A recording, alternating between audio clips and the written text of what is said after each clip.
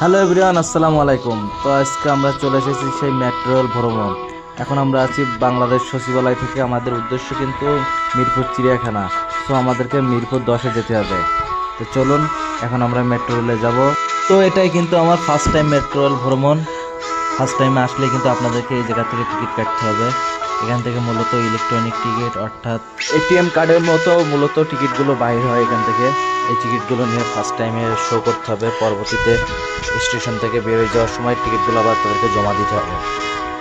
তো এখানে মনের মতো কিন্তু আপনারা টিকিটগুলো কাটতে পারবেন। তার জন্য কিন্তু মেশিনগুলো রাখা আছে, 2-3টা মেশিন। তো টিকিটগুলো নিয়ে এবার আমরা মেট্রো রেলের দিকে রওনা দিচ্ছি। এটা মূলত 2 থেকে 3 তলা উঁচুতে হয়। তো এবার আমাদের মেট্রো রেল কিন্তু অলরেডি চলে এসেছে, ওঠার পালা। তাছাড়া মেট্রো রেলের সাইডে যে বর্ডারটা দেওয়া হয়েছে সেফটির জন্য, তা কিন্তু খুবই গুরুত্বপূর্ণ। যারা নতুন আছে মেট্রো রেল ভ্রমণে, তাদের জন্য কিন্তু দিক নির্দেশনা দেওয়া আছে।